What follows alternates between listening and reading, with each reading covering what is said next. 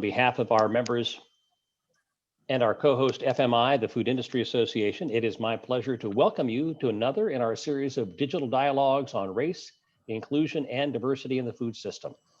As the food and agriculture community continue our journey to learn and improve our performance on diversity, equity, and inclusion, there's a growing appreciation for the business value of having a more diverse, inclusive, and equitable workplace.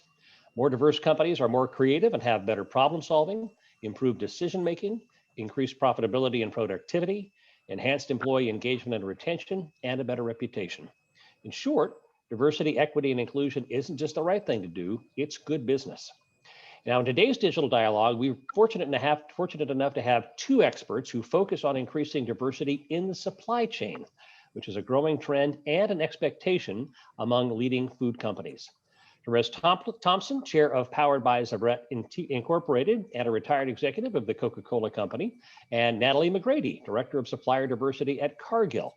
We'll discuss the business case for diversity in the supply chain, including what companies should look for in suppliers, common traits among suppliers, championing a more diverse and inclusive environment, and advice for fostering one. Now, it's my pleasure to introduce our friend and partner, David Fikes, Executive Director of the FMI Foundation, our co-sponsor of the Digital Dialogues, to offer his welcome. David?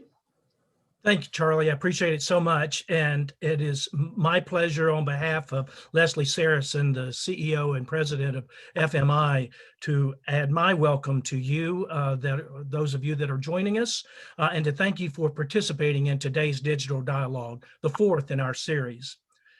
You know, I learned a long time ago that there is a powerful difference between hearing something and listening. Hearing something is a physiological function. We are constantly hearing things, taking in sounds with our ears, most of which we subconsciously just tune out. Listening, on the other hand, is a psychological act. It is something we do by choice and intention. It is an act of the will, and it is something that requires intense concentration and focused discipline. And the difference between listening and hearing is made by the funny because it's true t-shirt caption that says, "My wife says there are several things that I don't do well. The first is I don't listen to her, and the others are, well, I forget what they are." We may hear involuntarily, but we are listening, and only when it becomes a conscious choice. And there are different motives that drive our desire to engage the discipline of listening. Sometimes we listen because we want to appreciate something, like a great piece of music. Perhaps more often these days, we choose to listen because we want to learn something, or because we need to evaluate or analyze a piece of data. But in the realm of relationships, we most likely call upon our ability and discipline to listen because we want to understand the feelings of another person. CFI and FMI are jointly engaged in providing these digital dialogues, addressing the issue of racial justice, diversity, and inclusion because we think that there are concerns, experiences, and opinions in these areas that need more than just to be sounded out and heard. They warrant being listened to carefully. We appreciate your engagement with these opportunities, and we hope they provide you with the chance to sharpen your listening skills, learning to appreciate the experiences of others, listening to learn something, or listening to evaluate how systems that are in place can result in very different experiences depending on the color of your skin. And finally, listening because you truly want to understand the feelings of another human being. So welcome to our fourth digital dialogue. And as my fifth grade teacher used to say, let's all put on our listening ears. Excellent. Good advice, David. Thank you for that. And before I turn it over to our facilitator, Ayanna Webster, I want to share the details on a new resource that's going to be available soon. We're finalizing a guide for facilitating meaningful discussions about race in the workplace.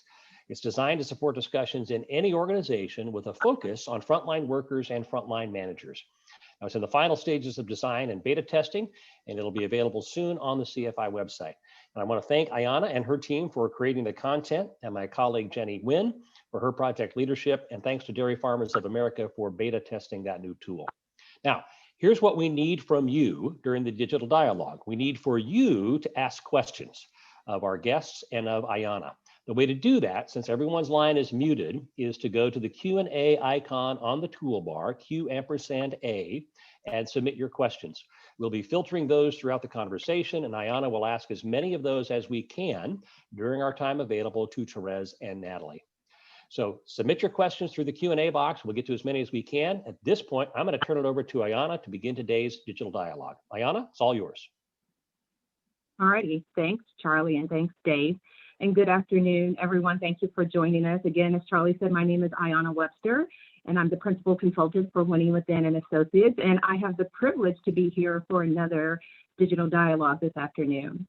I'd like to begin our discussion by asking our panelists to briefly introduce themselves and to also, as we do at each dialogue, share their why for this conversation and just talk a little bit about their background and why the conversation on racial justice, inclusion, and diversity is important to them. So with that, I'm going to turn it over to Terrez. Well, good afternoon. And first, I want to just take a moment to say, wow, David, you know, I do a lot of these and I'm always surprised and moved. And, because you don't want to get cynical. So I really appreciated that. So I am Terrez Thompson. I'm a 40-year executive in business. I worked for the Coca-Cola Company for 35 years. And I tell people, I'm sort of a recovering CPA who happened to stumble into diversity. So I spent a lot of time in finance and operations in the food industry through Coke. And just like I said, stumbled into Supplier Diversity. And it kind of brought me kicking and screaming, but now I'm all in. And that's why I got the opportunity to retire with Coke. And I created my own nonprofit where I will continue the journey, developing women of color business owners, mostly in the informal sector, providing them with coaching and small grants and other disadvantaged entrepreneurs. So that is my why, but also the reason that I'm here is that this industry has done a lot for me, has allowed me to do this. And, I'm one of those people that I'm really not sick of having a discussion with those who want to be my ally. I think that I have been blessed in so many ways. And yeah, it does get tiring, but having these sorts of discussions really help to move the needle, even if in small doses. And as I said, the opening from David is just a proof point of that. So I'm all in. This is my life's work, and I'm excited to have the conversation.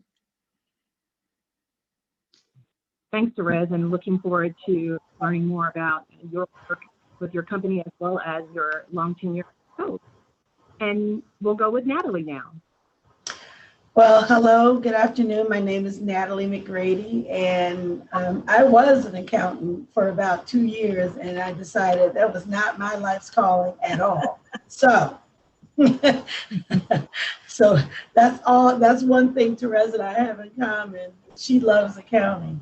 So I've been working in corporate America since the 90s and have really spent most of my time working in manufacturing companies such as Corning Incorporated. I also worked for a company called Pentair. And then I moved into this food services or food area. And I worked for Winn-Dixie stores and then Cargill. So I've been at Cargill almost 11 years now. Started out as a category leader, managing large teams, supporting our businesses for our indirect sourcing. And now I've moved into Supplier Diversity. And Supplier Diversity was not the place that I wanted to go. I did not see my career moving this way. I really thought it wasn't the job for me. I wanted to prove that as a woman of color or the woman in sourcing and procurement, I could do these more technical categories, such as plant services, plant equipment, things like that. So it's been an interesting journey. I've grown to love it over the last almost 4 years now. So civil rights and inclusion is deep into my family. We are, I'm the youngest of 6 girls. My father worked for Ford Incorporated as the director of community relations, and he was that person who was the liaison between the company and the community, fighting for civil rights for all. So it's kind of seeped into me. My mother, the same way, she was very much leading some of those efforts as well. So that's my why. I really like Terrez, enjoy the conversation. I don't mind the argument.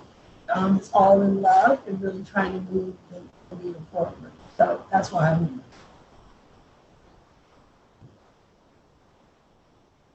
Thanks, Natalie. And if you would maybe lean in a little bit to your computer audio. I'm having just a little bit of difficulty hearing you, or either switch perhaps to the phone. So as Natalie's doing that, thank you.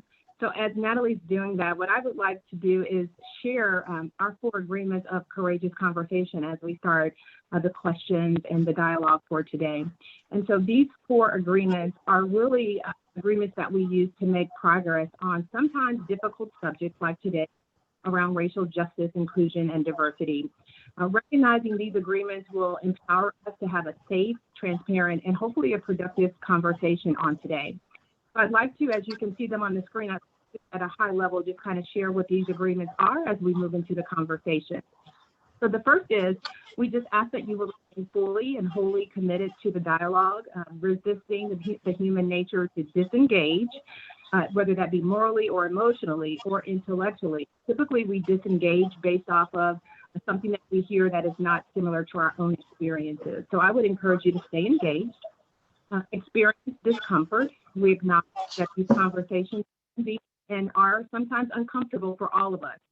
However, talking about it removes the divide and it brings us together. And here is where the healing and the change will begin. Speak your truth. Simply put, what we mean by this is be open about your thoughts and your feelings, not simply just saying or asking the questions that we think our panelists want to be asked today or what they want to hear. Again, we ask that you would just speak your personal truth and ask the questions that you really want the answers to. And then finally, accept and expect non-closure. In our desire for real change, we know that we want to rush to quick solutions, but we understand that we're not going to be able to have full closure on today, and there's going to likely be some uncertainty, and that's okay. It's this ongoing dialogue that we're having that informs necessary and meaningful actions beyond today. So with that, what I would like to do is thank you all for acknowledging these agreements and helping us to have a safe and transparent conversation on today. I'd like to begin by just asking a question of both of our panelists. And that question is, Natalie and Terrez, in your opinion, why more than ever should the industry, the food industry specifically, care about addressing diversity, inclusion, racial justice? Why more than ever? It looks like Natalie is still on mute, so I'll start that discussion. So I don't have to tell you all in the audience that the food industry touches everybody's life, everything that we do. It is a large part of the sustainability discussion as it relates to underserved communities, you know, the food deserts, the access, and the possibility of the impact of trade on pricing. And so, I mean, it's just sort of a fundamental business concept that if your value chain, your consumers and your customers are impacted, the only way that you will truly be able to address their needs and their concerns is to truly understand them. And also going back to, again, that statement, if you're not listening to hear what's going on, you are leaving money on the table. So there is the altruistic social impact piece, but we're in a capitalistic society, which I'm very much in favor of. And if you're leaving stuff on the table, you won't be successful and you definitely can't do good. So I think there is an obvious case for why the food industry should be here. It's pervasive, And if you're not touching all of your consumers, you're missing out. And then, you know, more than anything else, it sounds like your leaders think you need to do it. So if you want to keep your jobs, that's just another good reason. But I do think there's a holistic, powerful impact reason as well. But there are some, you know, reasons like that too. Absolutely. Natalie? Mhm. So it looks like we may not have audio yet from you, Natalie. If you want to try perhaps adjusting your audio.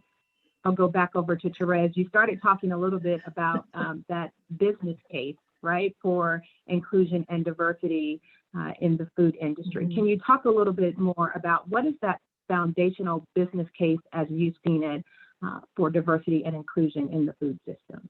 I'm going to start kind of tying into what I said before, and then I'll get a little bit more into kind of what we fundamentally think of as sort of return on investment business cases.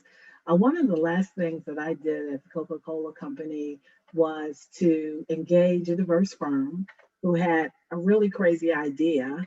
And I think Natalie was a part of that too, but many of us in the food and beverage industry actually signed on to really understand if there was a tangible impact, not normally your economic impact and what have you, or the fact that your consumers know it, to diversity and inclusion. And what this group found is that consumers who believe that your business is contributing to diversity and supplier diversity actually not only think more favorably of your brand by something like 40%, but knowing that 25% of them also would actually it increases their purchase intent.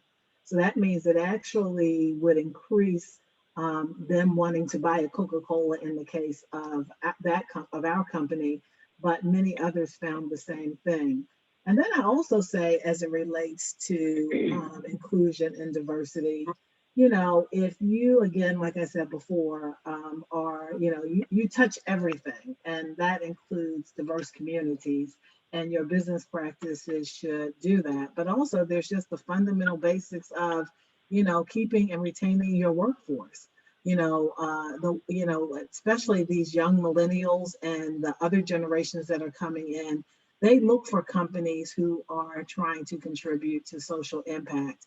And I would imagine that especially in, you know, the food industry, the dairy group who is being the pilot, that probably is something that they have to think about. You know, how do we attract people into our industry? So those are the things that I would think about. I'm going to let Natalie speak since she's had some time, and I'll add if I can after she speaks, because I know she's done a lot of work at Cargill around the business case.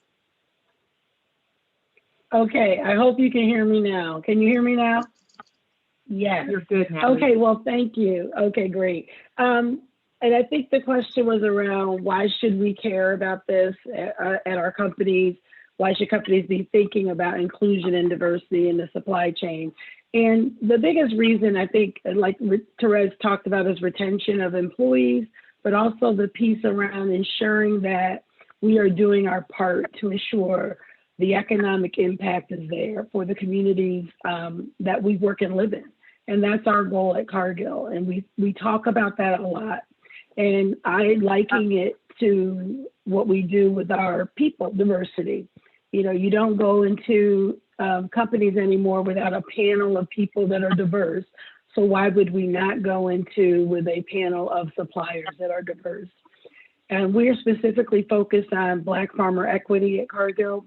We just had an announcement talking about that, the racial equity in farming.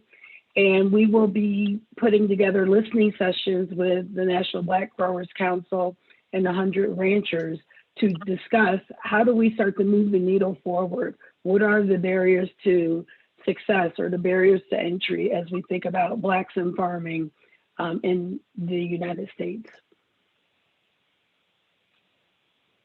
Excellent. And so I would ask everyone as you're listening today, remember that you can send your questions through the Q&A function.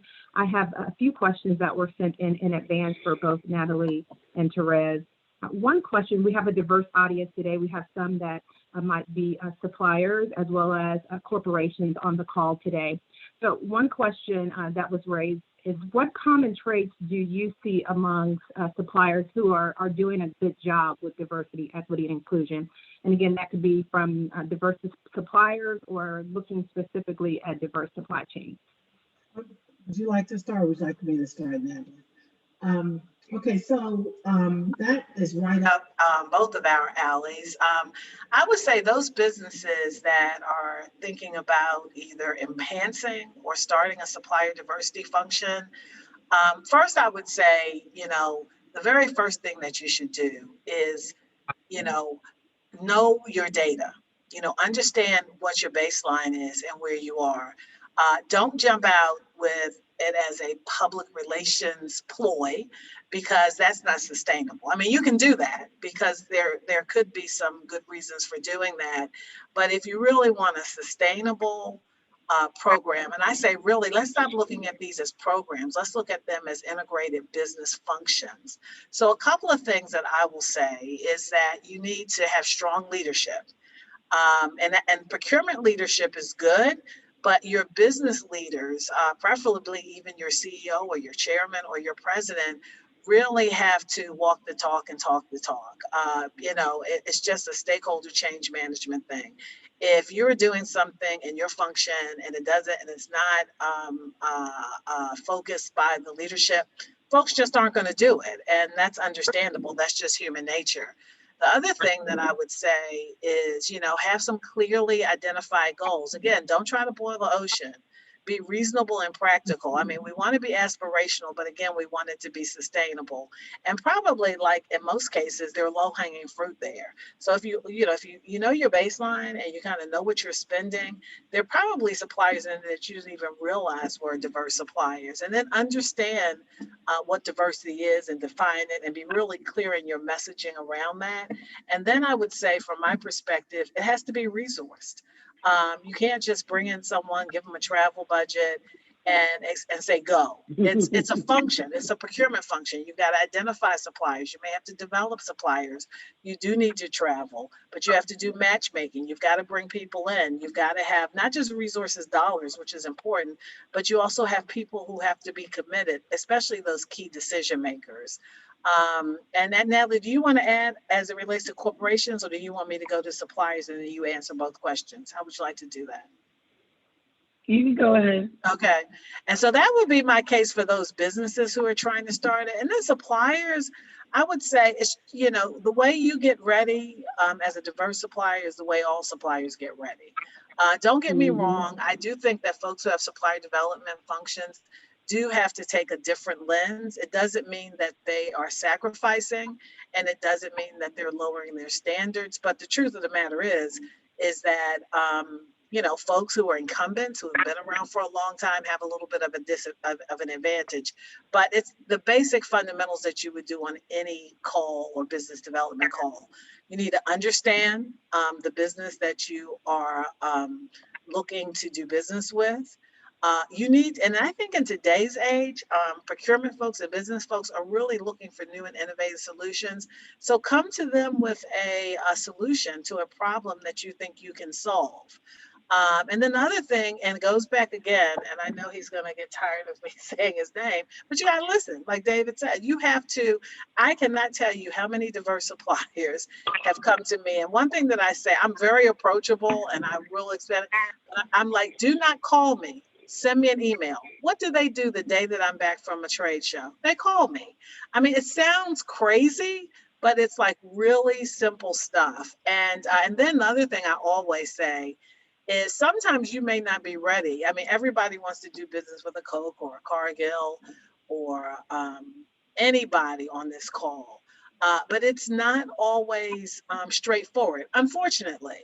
And so be sure that you really truly can do business, and also look for opportunities to do B2B with other diverse suppliers. I really think that sometimes is a better way to become successful and build on and look for opportunity with larger players, or understand maybe if there are other large suppliers that do businesses with the Cargills and the Coke, and maybe you can be a subcontractor. So there are a lot of ways to be successful, but the most important way is to understand your business model, understand their business model, and make sure that you're providing solutions to problems, issues, or concerns that those companies have. Yeah, I would echo that, and I would say for supply, I'm sorry, Ayana, but for suppliers, be patient. And I think that's the other piece of it, that you're not going to get a PO just because you spoke to your supplier diversity liaison. And really, we are the conduit to help you get into the company from a discussion standpoint, but we're not the ones signing contracts or issuing purchase orders. The other piece of it is for the corporations, I really believe that corporations have to look at supplier diversity as part of their business plan, as how they plan their category strategy. And so if you're not doing that today, and we're doing that at Cargill today, we're actually using Hackett's kind of their top list of what should be highly successful categories. And so we're taking that list of those highly successful categories according to Hackett and their study, and we're ensuring that their supplier diversity has a part of that category strategy. So really looking at how am I sourcing, what am I doing? And that's on the indirect side. And then on the direct side, your supplier diversity opportunity may be a tier 2. So the way we buy cattle isn't directly with cattle ranchers, we buy through feedlots. So you'll never really be a direct supplier to Cargill unless you own a feedlot. So that's the opportunity, and the supplier diversity leaders really need to know your supply chain. So if you have experience in buying, that's great. And if you don't, then start to figure out how do you start to get some of that experience so you can speak the language. You also know when your category people aren't really telling you the whole skinny either. Yeah, that was a wealth of knowledge and information from both of you. I want to move us forward, understanding we have an hour and there are lots of questions coming into the chat. One I want to ask the both of you, or either of you, one of you can take this. It asks, with the number of retailers starting supplier diversity programs, how can we encourage small up-and-coming suppliers to get third-party certified? You all kind of talked about this a little bit. When they either don't see the value in the past or can't afford the certification, what role should certifying organizations play, and what role should retailers play in these efforts? I think, Natalie, that may be a good question for you. Yeah, well, I think the role that there's a lot of agencies out there, so know the landscape. And there's groups here in Minnesota called PTAC, which will help you go through the process of certification. There's third-party consultants that have been supplier diversity leaders who do this for a living now. I mean, there's opportunities. So there's free services, there's pay-for services, and your supplier diversity liaison, that leader at the company, can point you in the right direction. Sometimes starting with the government agencies is the best way, depending on the size of your company. We at Cargill have partnered with one of our suppliers of safety. So a tool called Avetta actually measures the safety and says, are they ready or able to come on site to do work? That company, along with Cargill, will give a type of scholarship or grant to help you get certified.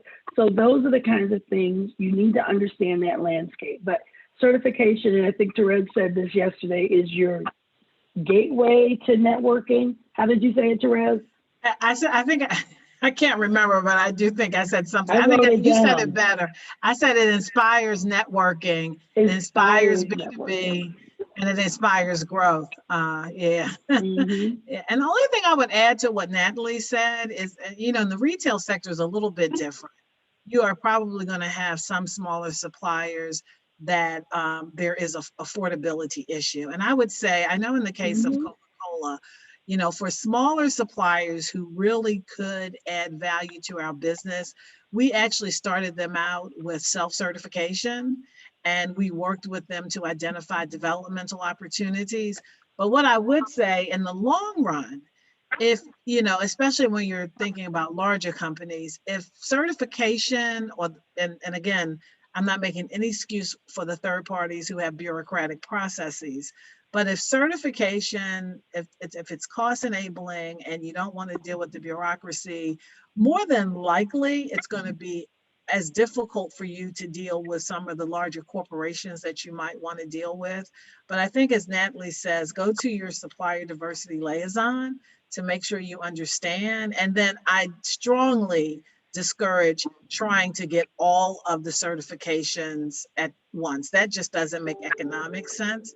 I generally encourage folks to, you know, look at the organization, figure out what they're trying to do, and then make a decision based on that. Mm-hmm. Mm-hmm. Thank you both. We do have a follow-up. Natalie, you talked about the Black Farmer Equity Project. And so a follow-up question that we have here from one of our participants is, will that data or that information be shared broadly